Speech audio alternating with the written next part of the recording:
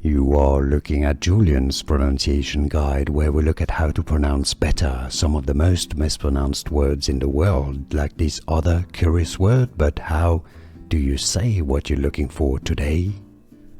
Let's learn once and for all how to pronounce this word correctly in English.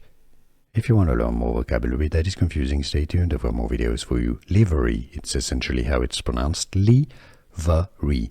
Sometimes some may skip the V syllable and say livery, essentially, kind of skip the sound. So it's either livery, with a stress on the first syllable, livery, or you could say it as livery, essentially skipping the middle syllable. But that's about it. And now you know.